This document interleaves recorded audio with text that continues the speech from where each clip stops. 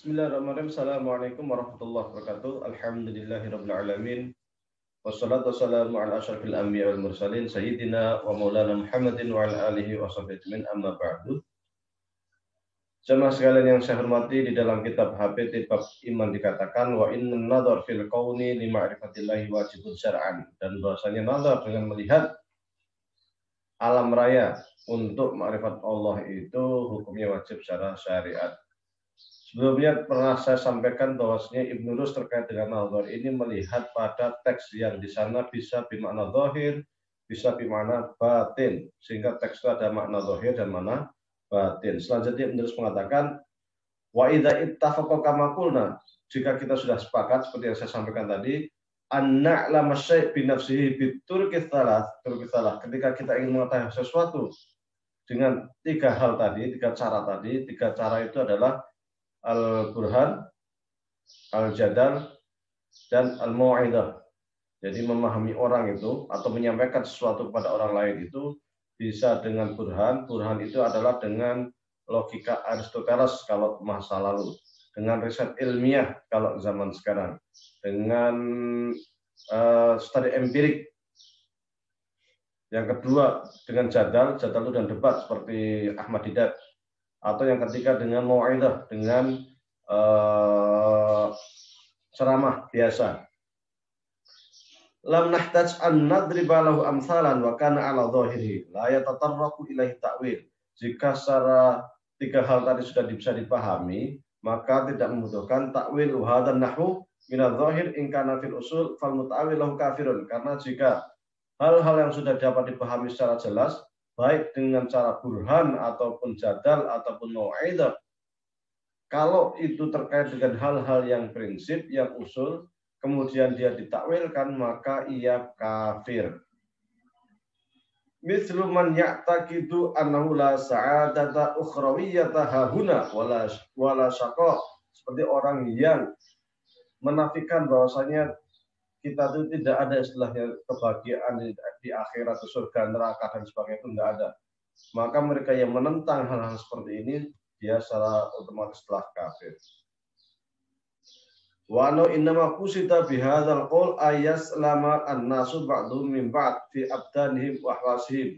Maksudnya kebahagiaan itu sekedar kita bisa menjaga diri supaya kita tidak menyakiti orang lain seumpama. Tapi di akhirat tidak ada yang namanya kebahagiaan hakiki. Orang yang beristiad seperti ini atau mentakwilkan kebahagiaan dengan kebahagiaan dunia seperti ini, yang sifatnya hissi, yang sifatnya duniawi, yang sifatnya indrawi, ini kafir.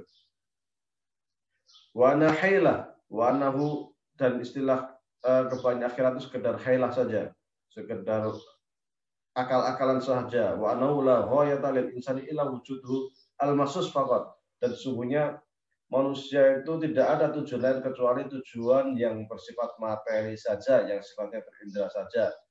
Ini merupakan pandangan-pandangan para materialis.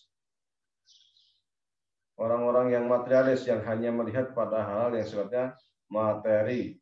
Orang-orang yang anti Tuhan, orang-orang ateis yang hanya melihat kebahagiaan itu hanya kebahagiaan di dunia.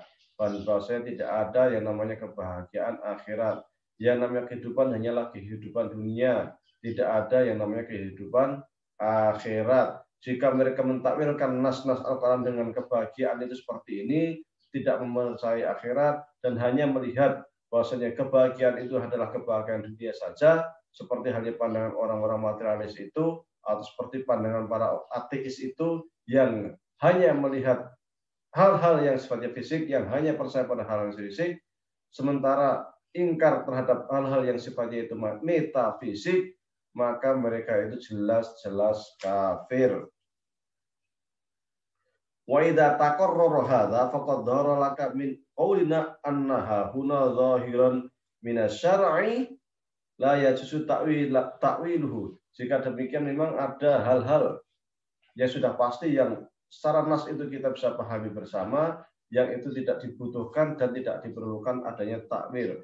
Fa in kana ta'wiluhu fil mabadi' fa kufurun, karena jika dia sampai mentakwilkan persoalan-persoalan pokok agama terkait surga, neraka, alam kubur, kemudian terkait malaikat, terkait dengan Allah dan lain sebagainya, hal-hal yang sifatnya ghaibiyat itu kemudian dia takwilkan dan menyalahi apa yang telah digariskan oleh Rasulullah SAW, jelas dia itu telah kafir. Wa in kana fima ba'da al-mabadi' bahwa bid'ah.